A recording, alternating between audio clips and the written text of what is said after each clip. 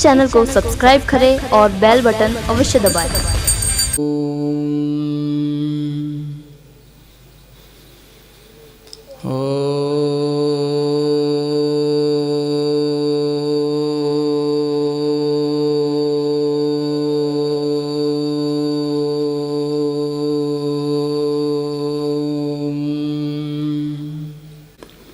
बहुत ही पूजा के योग्य नैष्ठिक जी, बहुत ही पूजा व सम्मान के योग्य संन्यास्त वृंद, बहुत ही वंदनीय हमारी बहन उषा जी व प्रियंका भारती जी और बाहर से आए हुए सभी भजनोपदेशक, सम्माननीय सभी बाहर के आर्यभद्र पुरुषों, वंदनीय मातृशक्ति। विषय चल रहा था, थोड़ा प्रश्न उत्तर में बात कर लेते हैं क्योंकि मेरा विषय पढ़ना पढ़ाना रहा है। तो यहाँ सामने सभी बैठे हुए हैं, वो लगभग देखे हुए चेहरे हैं। तो जो भी समस्या संस्कारों पर चल रही थी, कुछ स्वामी जी ने भी कहा है, कुछ हम सब लोग देख रहे हैं, सुन रहे हैं। तो कुछ हम अपनी समस्याओं के बारे में सोचें। गौतम ऋषि एक बात कहते हैं कि जीवात्मा को जानने के लिए पहला लक्षण क्या है जिसके द्वारा हम उसको जान सकें। तो उन्होंने कहा, पहला लक्षण ही बताया, इच्छा द्वेष प्रयत्न सुख दुख जानानि आत्मनो लिंगम। तो वो कहते हैं इच्छा को हम अपनी भाषा में चाह भी कह सकते हैं कि हमारी चाह। ये जो चाह नाम का एक शब्द है या एक क्रिया है, इस पे हमें बहुत अच्छे से विचार करना चाहिए कि हमारी चाह कैसी होनी चाहिए, कैसी होती है, क्यों हो रही है, कहाँ पूरी होगी, पूरी होनी भी चाहिए कि नहीं होनी चाहिए, हमारा उसमें पूरे होने में कल्याण है या उसकी अधूरी रहने में कल्याण है, ये सब हमें विचार करना चाहिए। और पहले कोई भी हमारी चाह पूरी हो जाती है, उसके बाद में हमें दूसरी क्रिया पर ध्यान देना चाहिए। तो ईमानदारी से मैं पूछना चाहूँगा आप लोगों से, जितने भी बैठे हुए हैं, वो बड़े छोटे कोई भी हो सकते हैं, क्योंकि जीवन में हम कभी कभी किसी चीज़ को जल्दी जान जाते हैं, किसी को नहीं जान पाते हैं। वो सबके साथ है। हो सकता है कोई इच्छा के बारे में इस बच्चे को बहुत अच्छा पता हो, मुझे ना हो। तो मैं ईमानदारी से पूछना चाहूँगा कि आप लोग यहाँ क्यों आए हैं भाई? जितने भी लोग बैठे हुए हैं वो क्यों आए हैं? तो देखो, बहुतों का उत्तर हो सकता है कि हम सत्संग के लिए आए हैं, हम सुनने के लिए आए हैं। तो ज़्यादातर क्या होता है कि हम सुनने के लिए आए हैं, करने के लिए नहीं। इसीलिए इन्होंने बढ़िया बात कही कि भाई वेद का सुनना सुनाना और पढ़ना पढ़ाना आर्यों का परम धर्म है, बात खत्म। अब आचरण कौन करेगा? आचरण करेंगे जिनको हमने सुनाया है। ये बहुत मतलब बुनियादी भूल है हमारी कि हमने वाक्य की आत्माएं खो दी। ऋषि ने किस लिए ये कहा होगा ये वाक्य, हमारा सभी का इससे दूर दूर तक संबंध नहीं है। अब आप कहोगे कि नहीं, हमारा संबंध तो है इससे। तो मैं पूछना चाहता हूँ कि आप कितने दिन से आर्य समाजी हैं? कोई कहेगा 25 साल से, कोई कहेगा 30 साल से, कोई कहेगा 50 साल से। 50 साल वाले को मैं पूछना चाहता हूँ कि आप 50 साल से आर्य समाज के इस वैदिक परंपरा के अंदर हैं, तो आपका बच्चा, क्योंकि संस्कारों का तो आपको पता था, स्वामी जी कह रहे थे ये संस्कार विधि है, ये उत्तम संतान बनाने की है। तो आपने संस्कार विधि आपके पास थी और सत्यार्थ प्रकाश भी आपके पास था और आपने 50 साल पहले उसको पढ़ लिया था। तो आपने समाज को क्या दिया? ईमानदारी से देखो भाई, आपके 50 साल पहले आप किस मनोदशा में थे? तो मैं आपसे सबसे पूछ रहा हूँ कि क्या दिया। मैं अपने पर बात करूँ तो मेरे परिवार के कोई भी व्यक्ति आर्य समाजी नहीं है। एक बहन हमारी बात मानी और वो बहन छोटी छोटी थी सबसे, उसने सभी बच्चों को गुरुकुल में पढ़ाया, जबकि मेरे भाई एक ने भी अपने बच्चों को गुरुकुल में नहीं पढ़ाया। आपको सच्चाई बता रहा हूँ, हकीकत। केवल एक बहन ने बात मानी तो उसने सारे बच्चों को भेज दिया। यदि गुरुकुल अच्छी चीज है तो हम हमारे बच्चों को क्यों नहीं भेज रहे? यदि ये वैदिक परंपरा अच्छी चीज है तो हम उस विधि के अनुसार बच्चे पैदा क्यों नहीं किए, या किए तो चूक कहाँ हुई है?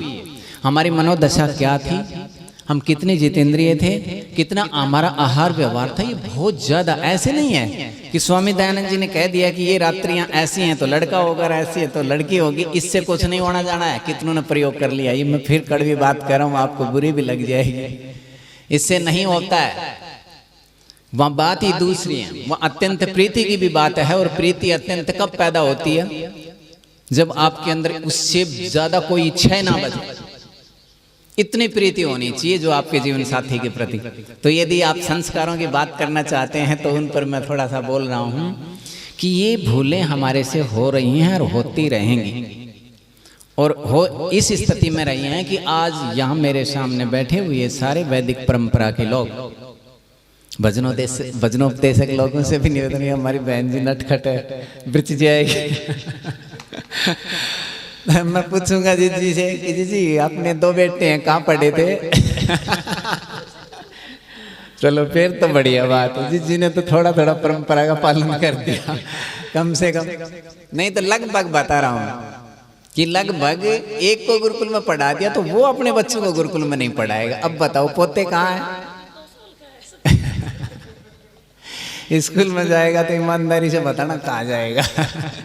कुल मिलाकर हमें पता है भाई, अब हम हमारी उपयोगिता हमारे दिमाग में बिल्कुल नहीं है कि बच्चे गुरुकुल में निर्माण होता है, क्योंकि मैं 30 साल से गुरुकुल ही चला रहा हूं, और गुरुकुल में मैंने देखा है जो आर्य समाज जी हैं उनके बच्चे गुरुकुल में पढ़ने नहीं आए।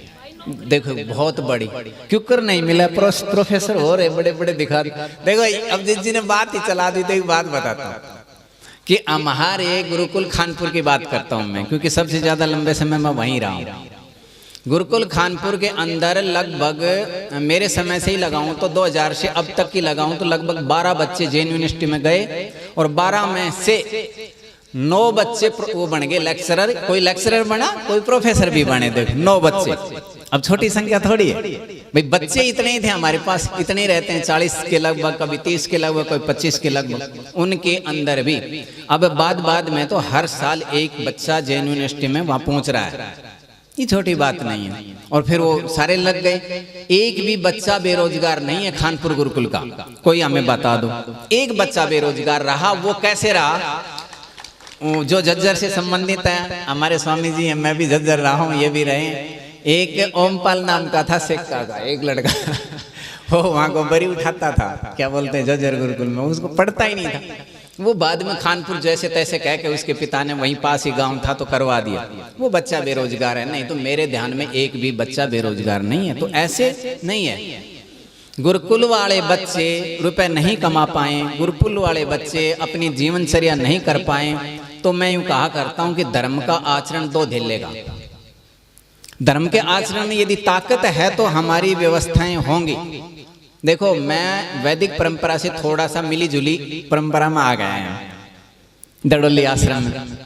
अब मैं एक बात बताता हूँ, मैं एक ही बात कहता हूँ, वहां भी खानपुर भी मैं 30 साल रहा, किसी से कुछ नहीं मांगा। मेरी एक ही मान्यता रही है कि मेरे आचरण के अंदर ताकत होगी तो दाना मेरे पेट में जाएगा, और मेरे आचरण में ताकत नहीं होगी तो दाना जाना ही नहीं चाहिए, फिर भूखा ही मरना चाहिए। भाई फिर क्या जरूरत है? फिर तो मुझे मरना ही चाहिए, क्योंकि अशुभ को नष्ट होना ही चाहिए, उसको जीवित नहीं रहना चाहिए। लेकिन हम क्या करते हैं, हम अपने आचरण की तरफ ये जाते हैं। आर्य जी रोज प्रतिदिन जाते हैं, ये यज्ञ में देखते हैं। मैं क्या बोलता हूँ, मैंने एक ही बात कही कि मुझे आचरण चाहिए, चाहे एक आदमी हो चाहे 100 आदमी, आचरणवान एक भी ताकतवर है। मैंने कहा भीड़ तो राम रहीम ने आसाराम ने भी बहुत जुटा रखी थी। भीड़ का कोई मनोविज्ञान नहीं होता, कोई बड़ी शक्ति नहीं होती उसके अंदर। हाँ, हमारा आचरण बोलना चाहिए, हमारी वाणी नहीं बोलनी चाहिए।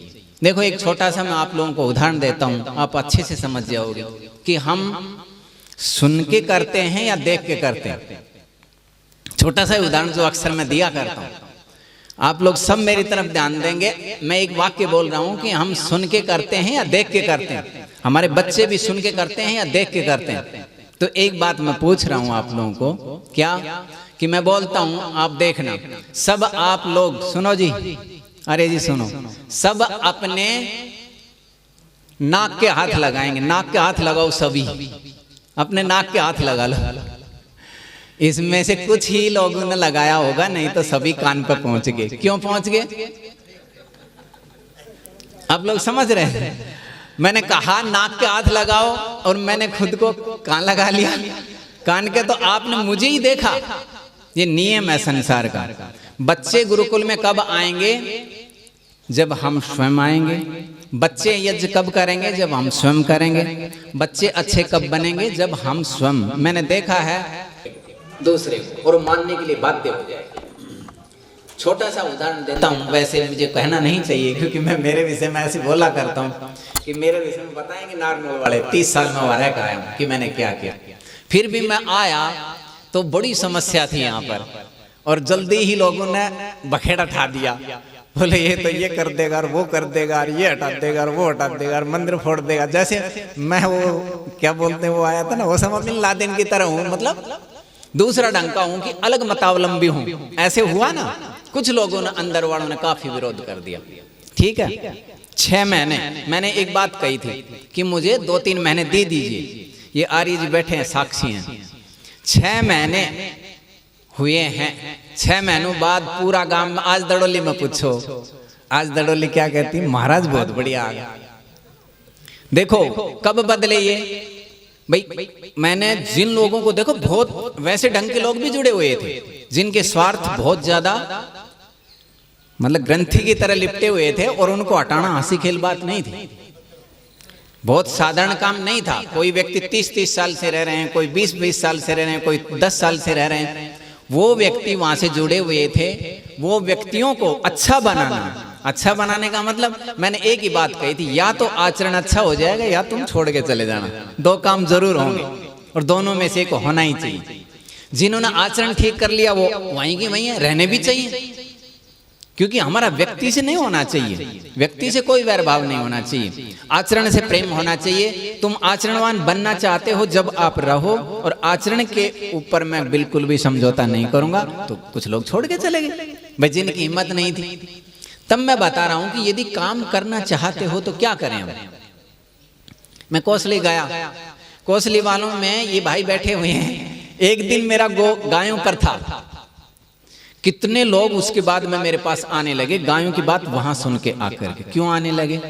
अब आप लोग सोचोगे कि अपने विषय में बोलने लगे। अपने विषय में नहीं, केवल उदाहरण के लिए कह रहा हूं। मुझे नहीं, कोई मतलब नहीं है कि भाई मेरी प्रशंसा होगी ना प्रशंसा होगी, क्योंकि आपकी प्रशंसा करने से मुझे क्या मिलेगा? यदि मेरा आचरण गिरा हुआ है तो मेरा आचरण ही मुझे मुक्ति देगा। आपके अच्छा कहने से मैं अच्छा नहीं हो जाऊंगा, और आपके बुरा कहने से भी मैं बुरा नहीं होऊंगा। मेरा जो मैं जी रहा हूं वो मेरा जीवन बोलेगा। तब मैं एक बात कह रहा हूं कि आदमी काम करने लगता है तो होते हैं, कठिनाई होगी, लेकिन हमारी जो चाह है, मैंने पहली बात कही थी, हम अपनी इच्छा का एनालिसिस करें, उसका विश्लेषण करें कि मेरी यह इच्छा है। भाई आपकी बीड़ी पीने की इच्छा हो गई तो आप उस पर विचार करो ना कि आखिर तेरा कल्याण करने के लिए हुई है कि यह इच्छा, कि किसकी इच्छा है, क्यों है, कैसे समाधान होगा, कैसे पूरी होगी, पूरी होगी तो क्या नुकसान करेगी। ये सारी चीज सोचना शुरू कर दी। पहली बात कह रहा हूं मैं, तो दूसरी बात ही नहीं मांग रहा। आपकी चाह क्या है तो आप उस पर केंद्रित हो जाओ कि हमारी चाह क्या है, हमारी मूलभूत चाह क्या है, हमारी इच्छा क्या है, और वो इच्छा हमारे कल्याण के लिए है या हमारे विनाश के लिए। ईमानदारी से अपनी अपनी हम कितना खर्चा करते हैं पता है? धर्म जैसी चीज बेची नहीं जाती। वैदिक धर्म का प्रचार करने के लिए हम क्या करते हैं? 15,000 एक भजनोपदेश को हम देते हैं। मैं पूछ रहा हूं आप क्यों देते हैं बताओ? यदि आप 15,000 रुपए खर्च कर रहे हैं एक उपदेशक के लिए, तो आप विचार करो कि आपको क्या मिला है, या आपका धन वैसे ही चला गया। इससे अच्छा आप और कहीं दे देते तो बढ़िया। परिवर्तन पर जाओ। देखो मैं निवेदन करूंगा मेरे भजनोपदेशक महोदयों से कि भाई यहाँ अब बात चली है, मैं तो सुनने, हम तो पहले ही स्वामी जी भी कह रहे थे भाई हम तो सुनेंगे, मैं खुद भी सुनने के मूड में था, लेकिन मेरे भाई कुछ उठ करके चले गए भजनोपदेशक भाई, जबकि बहुत बड़ा काम कर रहे हैं। देखो वेद सभी सत्य विद्याओं का पुस्तक है, उसका जो प्रचार करने वाला वो पुण्य का भागी है। कोई अपने भजनों के द्वारा कर रहा है, तो कोई उपदेश के द्वारा कर रहा है, कोई पढ़ने पढ़ाने के द्वारा कर रहा है। करना ही चाहिए, काम बहुत बढ़िया है, लेकिन मैं एक बात कहना चाह रहा हूं कि उसके पीछे चाह को बदल दो। हमारी चाह यदि ये रहे कि भाई बालधन में मैं जा रहा हूं तो मुझे मिलेंगे 11,000 रुपए, और मैं कौशली में जाऊंगा तो मुझे मिलेंगे 21,000 रुपए, तो मैं चुनाव करने लगता हूं कि मुझे कहां जाना चाहिए? कौशली। छोटा सा बच्चा भी जानता है, क्योंकि 21,000। अब देखिए व्यक्ति की दृष्टि कहां पहुंच गई, व्यक्ति की दृष्टि कहां पहुंच गई। नहीं, वही कह रहा हूं मैं कि परिवर्तन वही करना पड़ेगा हमारे को, क्योंकि मैंने सुना है इन लोगों से कि भाई वो जो दक्षिणा पे बिगड़ जाती है, इन्हों कहेंगे भाई 15,000 से कम 1 रुपए भी ना ले। अब आप देखिए आप क्या करने आए थे, आपका पुण्य तो वहीं खत्म हो गया, इसीलिए आप बोल के चल पड़ेंगे, आपको कोई अर्थ नहीं है उससे, आपका उस आचरण से भी कोई अर्थ नहीं है। लेकिन मैं मेरे भाइयों से निवेदन करता हूँ, ये काम तो हमें करवाना ही है और यही करेंगे, क्योंकि इनमें ये हुनर है, परमात्मा ने इनको दिया है कि ये प्रचार करें। लेकिन इन भाइयों से भी सबसे निवेदन है, मेरे जैसे बोलने वालों से भी निवेदन है कि जो वक्ता हैं वो भी ध्यान दें, जो भजनोपदेशक हैं वो भी ध्यान दें कि हमारी चाह क्या है। लगभग बता रहा हूं, ईमानदारी से बता रहा हूं, मैंने तो जितनों को देखा टटोला है, लगभग हमारा पहुंच जाता है वित्त पर, मतलब वहीं चलेगी। मैं कहा करता हूं कर्म तो चित्त शुद्ध है न तो वस्तु उपलब्ध है। जो कर्म आप कर रहे हो चित्त की शुद्धि के लिए होने चाहिए, और वो आपकी चाह पे निर्भर करेगा। आप उसी काम को अलग इच्छा से भी कर सकते हैं तो वो आपको कुछ नहीं मिलेगा, और उसी काम को ये भाई दक्षिणा मान लो, इसको तो जो जितना दे ठीक है। फिर आर्य समाजियों को ये काम करना चाहिए, भाई गृहस्थी आदमी हैं, वहाँ से आए भी हैं, किराया भी लगता है, 2 दिन लगाए भी हैं, तो उन व्यक्तियों का मान सम्मान बहुत अच्छा होना ही चाहिए, इसमें कोई शक नहीं। तो दोनों तरफ से बिगाड़ होता है, इधर तो आर्य समाज वाले ध्यान नहीं देंगे और उधर उपदेशक ध्यान नहीं देंगे। फिर भी मैं तो अपने ऊपर लेता हूँ कि मैं तो उपदेशक रहा हूँ, मेरा तो रिकॉर्ड है। देखो मैं अपने से नहीं कहूँगा, महेंद्रगढ़ जिला में मैं आर्य समाज के उत्सव में जाता ही था। आप फोन कर करके पूछो उनसे कि आचार्य जी ने कभी कुछ कहा या आपने क्या दिया। किसी ने 500 रुपये पकड़ा दिए, जब भी मैंने कभी नहीं देखे। किसी ने 5,000 या 11,000 5 लाख भी पकड़ा दिए तो मैंने कभी नहीं देखा, देखना ही नहीं क्या दिया क्या नहीं। क्यों? क्योंकि इसके लिए थोड़ी आया था। दक्षिणा तो परमात्मा देता है, व्यक्तियों की कोई हिम्मत नहीं होती है। यदि हमारे आचरण में ताकत है तो आपने सुना होगा गरीब ऋषि रहा करते थे, उन ऋषियों के पास क्या था? हमारे यहाँ कुंभी धान्य पंडित ऐसे ऐसे हुआ करते थे जो दाना चुग लें, श्याम श्याम की रोटी बन जाए, इतना इतना रहा करता था। जब क्या था पता है? वो कणाद गौतम, कणाद का नाम ये हमारे जज साहब बैठे हैं, ऋषियों का नाम सुना होगा। क्या दे गए? आज पूरी पृथ्वी पर जितने भी साइंटिस्ट हैं सारे मिल के काम कर रहे हैं, जब भी उनकी खोपड़ी तक नहीं पहुंच पा रहे कि क्या थे ये, कौन थे वो लोग? वो लोग वो थे जब आप फसल काट के लाते हो, जब दाना गिर गए उन दानों को चुग चुग करके, और केवल इतना रखते थे,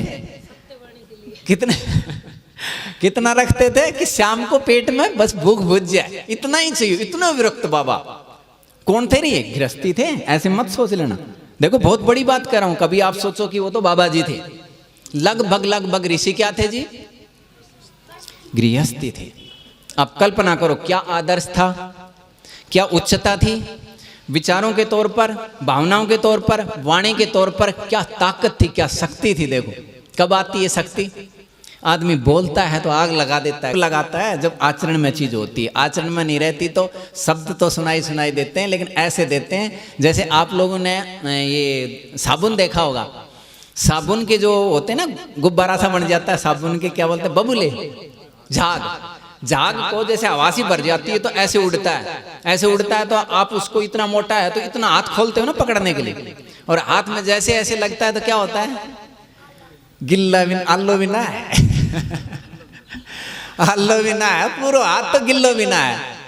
क्यों? इतनी देर के लिए, बस इतनी देर रुकता है। छालनी में पानी रुका तो आचरणहीन आदमी के मतलब मस्तिष्क में ज्ञान रुका बराबर है। छालनी है ना आटा छानने की, उसमें पानी भर सको सो एक बार भरे से, जब बाल्टी में दे दो जब तो पूरी भर जाए, सर जैसे ठाओ जाओ नीचे ही पड़ जाए। ये छोटे से बालक भी जानते कि नीचे पड़ जाए। आप लोग समझ रहे हो? आचरणहीन आदमी, उच्च भावनाओं के साथ काम ना करने वाला आदमी, उसके पास ज्ञान भी ऐसे ही जाता है। मुझे तो लगता है यही काम हो गया। 30 साल से मैं लोगों को देख रहा हूँ, तो वो क्या जाना चाहिए था, 30 साल में वो इतने ऊपर बढ़ जाने चाहिए थे कि उनके पैरों की तरफ मेरे हाथ जाने लगे। भाई सिर्फ सीधी सी बात है, इतनी उच्चता हो जाए, इतनी आध्यात्मिकता हो जाए, इतनी पवित्रता हो जाए, इतनी आत्मिक बल हो जाए कि आदमी विवश हो जाए सम्मान करने के लिए। लेकिन वो क्या रहा है कि हम सोचते रहे छोड़ यार यार समझ इधर से निकल लो। सच्चाई कह रहा हूं, दिमाग खराब करेगा। क्यों? क्योंकि काम की बात ही नहीं है, आचरण की बात ही नहीं है। केवल बात क्या है कि क्या कर रहे हो, कितने ब्रह्मचारी निकाल दिए, कितना क्या कर दिया। बरेली से मेरे पास एक सज्जन आए, वो लड़का लेके आए और बोले जी इसको पढ़ाओ।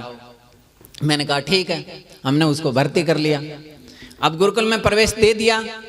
अब 10 दिन भी हुए नहीं, उसने तो अपना कार्यक्रम शुरू कर दिया बच्चे ने। तो उसको क्या है, किसी की चीज़ें उठाने की बहुत आदत थी। तो वहाँ ब्रह्मचारी ताला नहीं रखते और स्नानागार में अपने अपने साबुनियों में रखे रहते हैं, कोई उठा के नहीं लाता। रोज रोज कौन लाए फिर ले जाए, ऐसे सामूहिक स्नानागार है। अब वो लड़का क्या करे, साबुनों को उठा उठा करके एक पेटी में रखने लगा। अब रोज साबुन उठने लगे, साबुन कहाँ चले गए, समस्या आ गई। मैंने कहा हाँ भाई ठीक है, कोई समस्या आई तो जरूर कोई आ गया। ये बच्चे तो इतने दिन से रह रहे थे, तो नया आया उस पर शक जाता है, ये स्वाभाविक सा शक गया। उस बच्चे को बुलाया कि भाई तू है ना साबुन किसी की चीज तो नहीं उठाता है ना बेटा? बोले नहीं बिल्कुल नहीं, मैं किसी चीज की तरफ देखता भी नहीं। उसके वाक्य बता रहा हूं, क्योंकि जो गड़बड़ होगा ना वो ज्यादा जोर से बोलता है। बोले मैं किसी चीज की तरफ देखता भी नहीं। ठीक है, मैंने एक ब्रह्मचारी बड़ा था उसके पीछे लगा दिया। देखो अनुशासन तो करना ही पड़ता है, अब इतने दिन से गुरुकुल चला रहे हैं तो अनुभव तो हो ही जाता है आदमी को। मैंने एक बच्चा लगा दिया, तो अब वो उसके पीछे पीछे रहता। अब ये एक साबुन वहाँ रखे, वहाँ किसी ने कपड़े धोए थे, वहाँ रख के छोड़ के आ गया। अब ये गया, इसने साबुन उठाया, नया का नया 5 भाई साबुन था, और ले करके अपने कमरे में आ गया। अब ये उसको छुपा करके मतलब रख के चला गया ये लड़का। जैसे ये लड़का बाहर निकला, इसका पीछा करने वाला ब्रह्मचारी जो मैंने लगा रखा था, उसने क्या किया, झाड़ू की सीख ली, उस साबुन में ठोक दी, ठोक करके ऊपर से प्लेन करके रख दिया और मेरे को आके बता दिया कि उसने गड़बड़ कर ली। तो मैंने कहा कि अच्छा ठीक है। हमने पूछा कि भाई तूने साबुन लिया है? बोले ना मैंने तो नहीं लिया। तो गए उसके कमरे के अंदर, देखा ये साबुन कहाँ से आया है? बोलिए तो मैं खरीद के ले आया था। कब ले आया था? ऐसे उलझता चला गया थोड़ा सा। फिर मैंने कहा तेरे साबुन की कुछ पहचान? हमारे साबुन की पहचान ये थी, हमने उसमें झाड़ू की सीख दे रखी थी। जो बोलो जी झाड़ू की सीख तो मेरा में तो नहीं थी। पकड़ा गया, पूछी तो फिर बताए, पूछा कि इतने साबुन और कहाँ है? तब उसने दूसरे के कमरे में जो टांड होती है ना अपने यहाँ, उसके अंदर एक पेटी के अंदर पूरी साबुनों से भर दी। देखो 10 दिन में। अब मैंने उसके पिता के पास फोन किया, फोन किया, वो आ गए। तो मैंने उनसे सज्जन से निवेदन किया, बरेली के थे पंडित जी। मैंने कहा कि जी आपका बेटा है ना, इसको ले जाओ, ये हमारे आश्रम लायक नहीं है। बोले जी यही तो समस्या है कि लोग गुरुकुल के नाम से दान लेते हैं और अपना भोग करते हैं। बोलो इतना दिन से एक भी दयानंद नहीं निकला। उसके वाक्य थे ये, बोले एक भी दयानंद नहीं निकला और ना निकलेगा, इसी तरह चलता रहा। फिर मैंने उसको पकड़ा, मैंने कहा कि तू ध्यान से सुन ले कि तू मेरे को ऐसी लकड़ी ला के देता है जो बिल्कुल दिमाग खा गई, गुण खा गया उसको, मैं उसका हथौड़ा लगाऊंगा तो बिखर जाएगी। ऐसी लकड़ी ला करके तू मुझे देता है, तू मुझे यूं कहे कि इसकी अच्छी सी अलमारी बना दे, क्या संभव है? भाई चीज मुझे क्या दी है? मेरे को ये क्या बोलते हैं छेनी बनानी है तो लोहा तो ला के दो। भाई बुरी क्यों ला के देते हो कि वो तो बिखर जाएगी, उससे वो आपके काम की भी नहीं है, मेरे काम की भी नहीं है। तो मैं कह रहा हूं कि चूक कहाँ हो रही है? चूक बाबा जी के बच्चे पैदा कर रहे हैं भाई, आचार्य थोड़ी पैदा कर रहा है। बताओ आप, बच्चे कौन पैदा कर रहा है? आप कर रहे हैं। आप इतना तो ढांचा दो कि उसमें हम कुछ डाल सकें, मतलब केवल साबत बर्तन तो दे दो कि उसमें हम कुछ घाल लें। अब तो बर्तन ही सारा टूटे फुटे पड़ा है जी, उसमें क्या डालना? अब आप कहो उसके अंदर घी डालो, दूध डालो, हलवा डालो, तो खिसक जाए। दूध डालेंगे बिखर जाएगा, क्योंकि छेद ही इतना है। एक छेद है तो आदमी मेट ले, सारा ही छिद्र हो रहा है। कोई भी संतान ऐसी नहीं आ रही कि जो अपनी 10 इंद्रियों से कोई सी एक इंद्रिय से तो ठीक काम करती हो, उसकी या भी भाग रही है, यो भी भाग रहे हो, यो भी भाग रहे हो, फिर आप कहो कि हाथ पैर सब कुछ भाग रहा है, मतलब उसके कोई चीज़ नियंत्रण में नहीं है, तब आप हमें कहते हो कि इसका दयानंद बना दो। बिल्कुल नहीं बनेगा। दयानंद बनाने के लिए दयानंद का बाप चाहिए, दयानंद की माँ चाहिए, दयानंद ऐसे नहीं बनेंगे। तब मैं आपसे निवेदन करता हूँ कि आप जानते हो तो ईमानदारी से देखो, मैं तो खुद के कर्मों पर ध्यान देने की बात कहता हूँ, जहाँ भी कहता हूँ कि हम अपने आचरण पर ध्यान दें कि हम क्या कर रहे हैं, हमें क्या करना चाहिए। बहुत बड़ा पाप लगेगा इतने दिन से वैदिक परंपरा की बातें सुन के भी यदि हम हमारी संतानों को, हमारी बेटियों के बेटों को, हमारे रिश्तेदारों को, हमारे समाज को, हमारे पड़ोसियों को, अपनी कुल को, अपने मतलब खानदान को यदि अच्छा नहीं बना पाए हैं तो कहीं ना कहीं हम अनफिट आदमी हैं, चूक रहे हैं। तो चूकना नहीं है। मेरा टाइम भी हो गया है, मैं तो वैसे ही 2 मिनट बोलना चाह रहा था, लेकिन धीरे धीरे कब निकल गया। तो देखो, आप लोगों से हाथ जोड़ के निवेदन है, सभी प्रबुद्ध हैं, मेरे भजनोपदेशक भाइयों से भी और मेरे जैसे जो उपदेश देने वाले हैं उनसे भी मैं हाथ जोड़ के निवेदन करता हूँ और क्षमा भी चाहता हूँ कि भाई आपको बुरा लगा हो तो अभी छोड़ जाना उस बात को, क्योंकि मैं क्या कहना चाह रहा हूँ वो शायद मेरी भावना समझो, मेरी अंदर की भावना है वो अलग ही है। तो भगवान आप लोगों को वो सामर्थ्य दे कि जो मैंने बोला है वो उसको आप अपने जीवन में उतार पाएं। इसी के साथ मैं अपनी वाणी को विराम देता हूँ। ओम शांति।